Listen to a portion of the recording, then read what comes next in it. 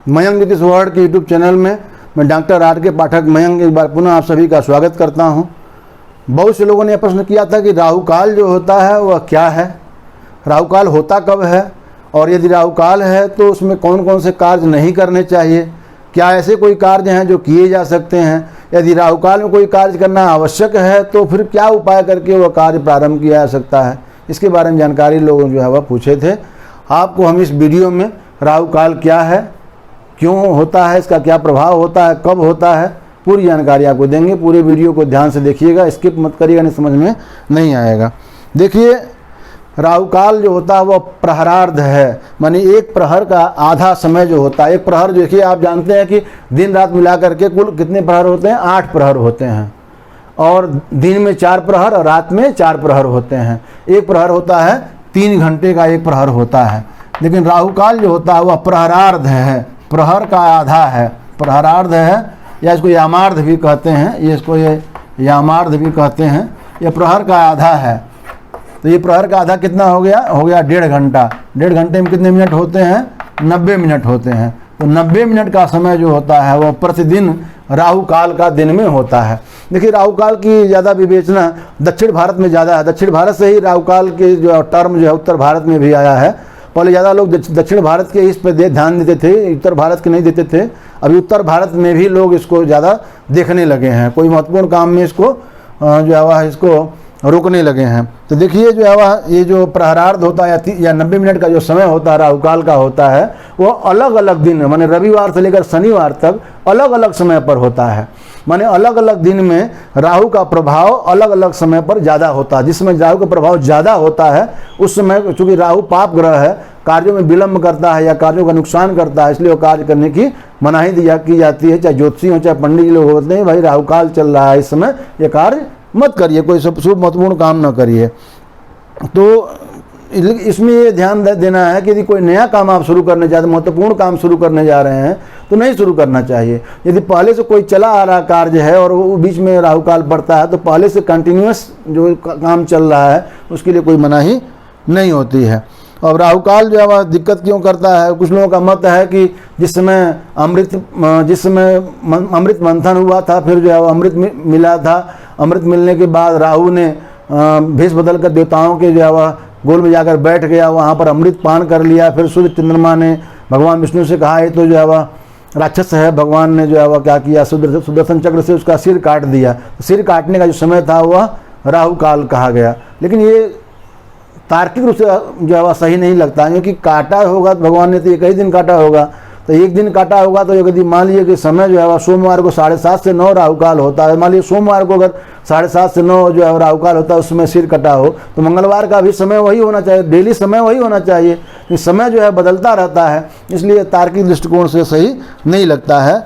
हम आप खैर जो भी हो, हम आपको ये बात कर बताएंगे कि राहु का जो है ये राहु काल का जो अशुभ समय होता है वह कब होता है। देखिए, 2 गणनाएँ 2 प्रकार की होती हैं। एक होती है स्थूल गणना और एक होती है सूक्ष्म गणना। सामान्यतः जब हम मान के चलते हैं कि सुबह 6 बजे, हम मान के जैसे चलते हैं कि सुबह 6 बजे सूर्योदय होता है, 6 बजे सूर्योदय, और शाम को 6 बजे सूर्यास्त। 6 बजे सूर्योदय और 6 बजे सूर्यास्त, शाम को 6 बजे सूर्यास्त। ये 6 बजे को हम लिख सकते हैं, मतलब ये 18 बजे सूर्यास्त। अगर हम 6 बजे सूर्योदय और 18 बजे सूर्यास्त लेते हैं तो दिन और रात दोनों बराबर होते हैं। तो जब दिन और रात दोनों बराबर होंगे तो राहु काल जो है वह 90 मिनट का ही पर डे आएगा।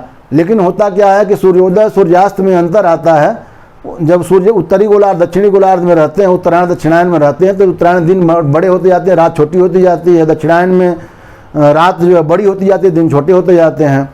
तो दिनमान और रात्रिमान में अंतर आता है। तो राहु काल एक्चुअल में दिनमान और रात्रिमान पर डिपेंड करता है, परंतु जो सामान्य गणना है उसमें ये बताया जाता है कि राहु काल पर डे जो है वह जो समय होता है वह निश्चित समय पर होता है, जिसको हम इस तालिका के माध्यम से समझेंगे।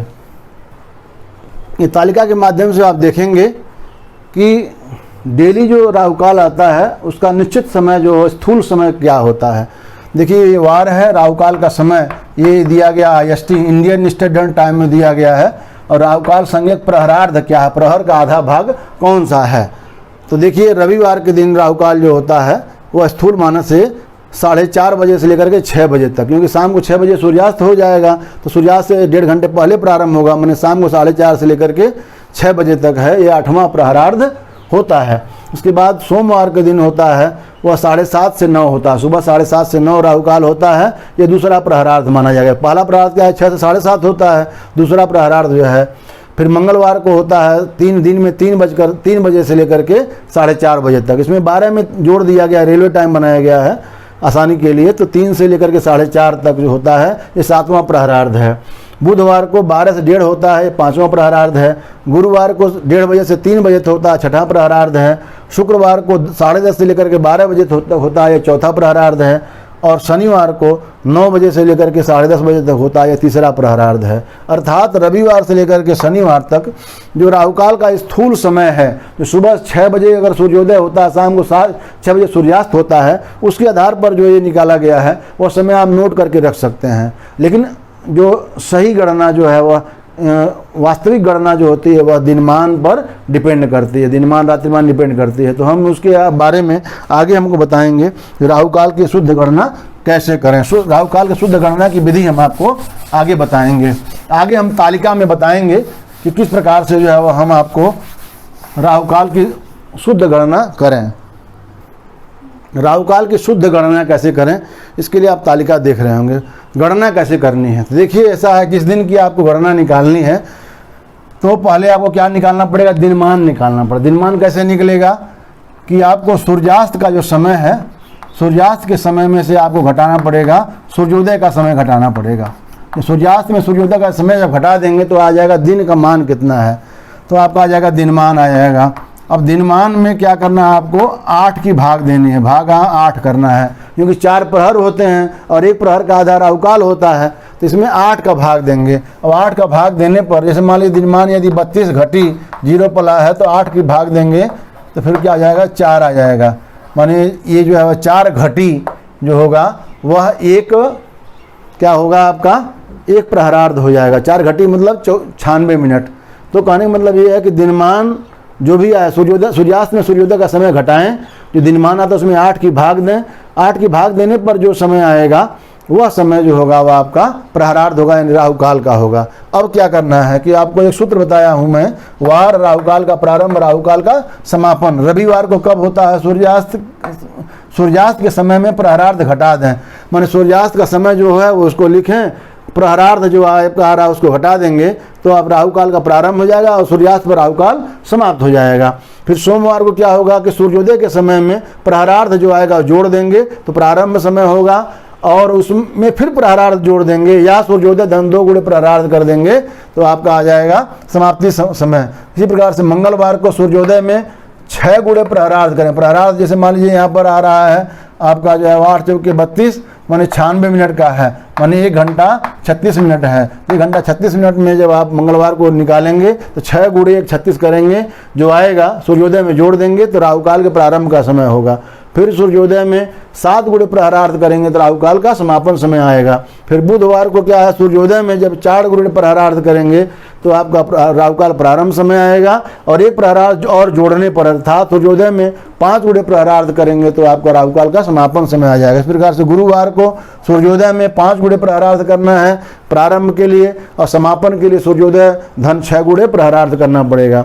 शुक्रवार को सूर्योदय में 3 गुणे प्रहरार्ध करना है, सूर्योदय का समय है उसमें प्रहरार्ध जो आता है समय आपका उसको 3 गुणे कर दीजिए, जोड़ने पर जो समय आएगा वो राहु काल का प्रारंभ होगा और समापन जो होगा 4 गुणे प्रहरार्ध होगा। और अंतिम में शनिवार को सूर्योदय में 2 गुणे प्रहरार्ध करना है। ऐसे मान लीजिए सूर्योदय हुआ 6 बजे तो प्रहरार्ध कितना है, 1:36 है, तो 36 2 बार लिखेंगे, जितना समय होगा जोड़ देंगे तो शनिवार को राहु काल का प्रारंभ समय आएगा और समाप्त समय जो होगा वह राहु काल का जो है वह सूर्योदय धन 3 गुणे प्रहरार्ध होगा। ये 3 में जब प्रहरार्ध की गुणा करेंगे तो आपको शनिवार को राहु काल का समापन समय आपको ज्ञात हो जाएगा।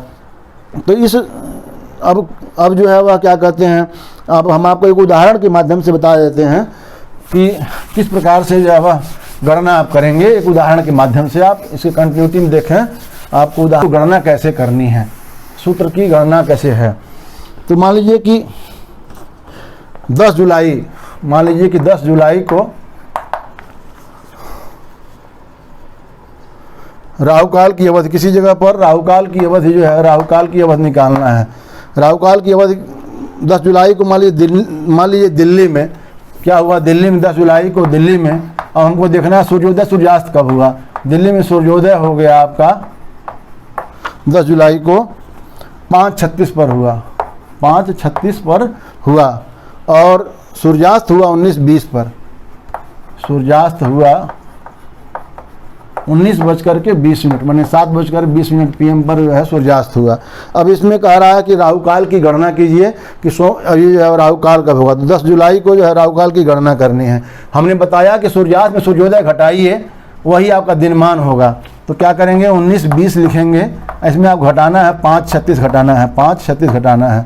यहाँ 10 में से 6 यहाँ पर यह उधार लेंगे, 10 में से 6 या 4 हो जाएगा, और यहाँ पर उधार लेने पर आपका 60 ही आया है, क्योंकि ये है घंटा और ये है आपका मिनट।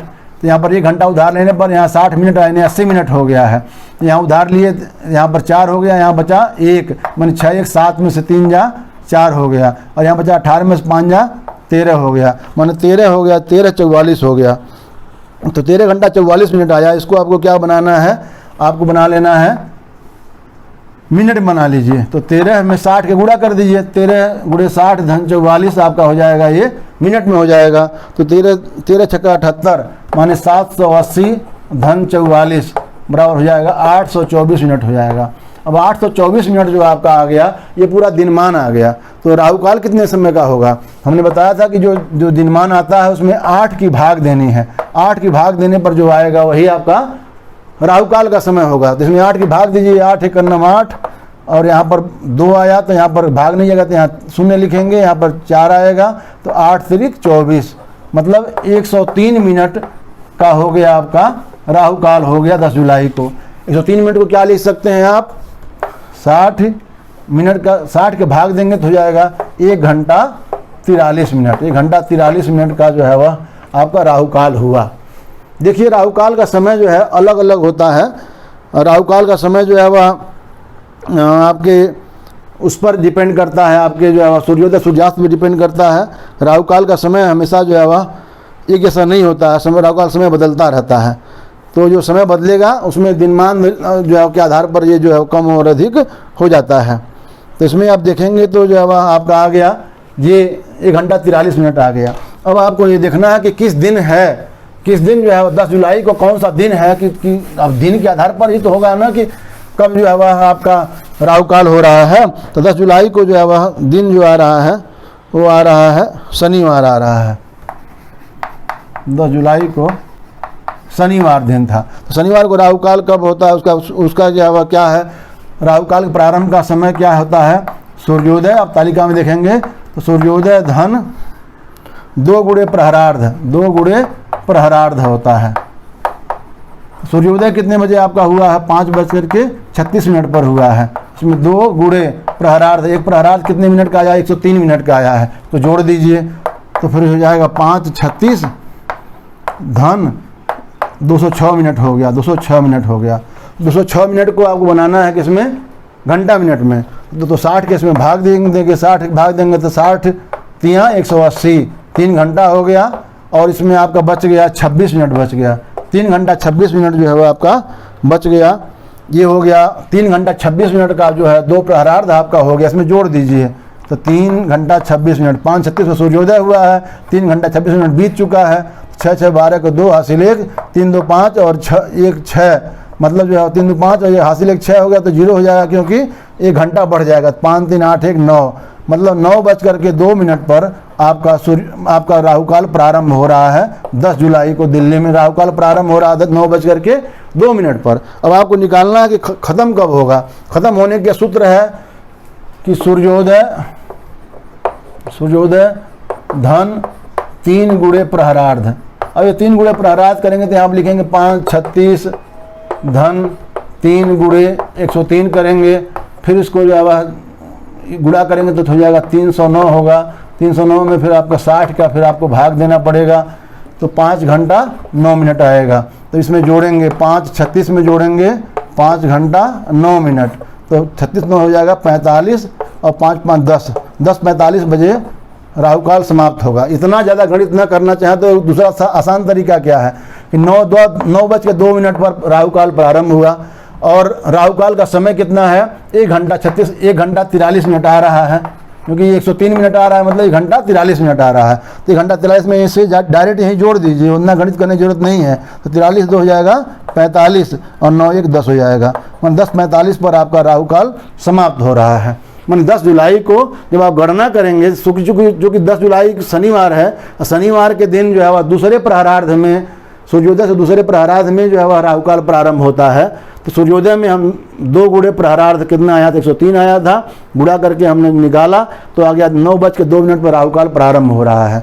अब जब प्रारंभ में राहु काल के समय को जोड़ देंगे तो समाप्ति समय आ जाएगा। तो 9 2 में आप 1:43 जोड़ दिए, 10:45 आ गया। माने दिल्ली में राहु काल जो है वह 10 जुलाई को 9:02 प्रारंभ हुआ, 10:45 पर समाप्त हुआ। वैसे जब सामान्य रूप से देखेंगे तो सामान्य रूप से क्या होता है कि राहु काल जो होता है वह शनिवार के दिन 9 से 10:30 होता है। 9 बजे से स्टार्ट होता है और 10:30 तक होता है। लेकिन ये स्थूल गणना है, सूक्ष्म गणना जो है वह एक्यूरेट गणना जो है आपकी ये आ रही है। अब बात ये करना है कि राहु काल में क्या करना चाहिए, क्या नहीं करना चाहिए। देखिए, राहु काल के समय में लंबी यात्राएं नहीं करनी चाहिए, कोई क्रय विक्रय महत्वपूर्ण कोई खरीदारी नहीं करनी चाहिए। नहीं सब्जी खरीदने जा रहे हैं तो राहु काल देखना, ऐसा नहीं। कोई महत्वपूर्ण खरीदारी से घर द्वार खरीद रहे हैं, कोई गाड़ी खरीद रहे हैं, ऐसे चीज़ों में राहु काल देखना है। मान लीजिए कोई विवाह है, सगाई हो गया है, गृह प्रवेश है, कोई भी धार्मिक महत्वपूर्ण शुभ कार्य प्रारंभ राहु काल में नहीं करना है। और राहु काल में वाहन हो गया, मकान, मोबाइल, कंप्यूटर, टेलीविज़न, कोई आभूषण या कोई महत्वपूर्ण वस्तु भी जो है राहु काल में नहीं खरीदना है। देखिए कि अगर ऐसा करते हैं तो कार्य के समापन में विलम्ब होगा, कार्य में अनावश्यक विलम्ब होगा या कार्य रुक जाएगा। इसलिए आपको राहु काल में कार्य प्रारंभ नहीं करना चाहिए। हाँ, पहले से यदि काम चला आ रहा तो उसमें राहु काल में जारी रख सकते हैं। अब ये राहु काल में क्या कर सकते हैं। देखिए, राहु काल में बगलामुखी देवी की जो पूजा होती है, आराधना होती है, जो शत्रु स्तंभन के लिए होती है, शत्रु मारण विदूषण आदि के लिए होती है। मन इस प्रकार कोई कार्य करना है तो राहु काल में बहुत अच्छा सिद्धि मिलती है। और यदि दुर्गा सप्तशती का पाठ करना है तो उसका भी राहु काल में अच्छा जो है प्रभाव मिलता, अच्छा लाभ मिलता, अच्छा फल प्राप्त होता है। तो बगलामुखी साधना के लिए, दुर्गा सप्तशती के पाठ के लिए या जितने प्रकार के तांत्रिक औपचारिक कर्म किए जाते हैं उसके लिए राहु काल का समय अच्छा होता है, उसमें आप कार्य को कर सकते हैं। और यदि कोई पूछता है कि भाई राहु काल में यदि करना आवश्यक हो तो क्या करें, तो उसमें क्या करना है। यदि आपको यात्रा करनी आवश्यक है तो पान खा करके, दही या कुछ मीठा खा करके घर से निकल सकते हैं।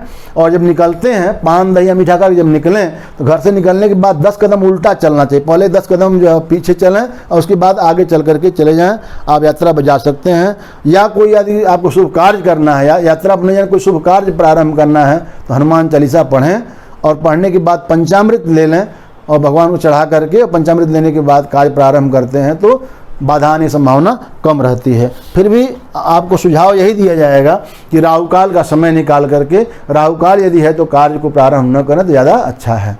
तो ये रही राहु काल कब होता है, क्यों होता है, इसका प्रभाव क्या होता है और राहु काल का समय असली जो शुद्ध गणना क्या है और राहु काल की स्थूल गणना क्या है, पूरी जानकारी आपको यहाँ प्राप्त हुई।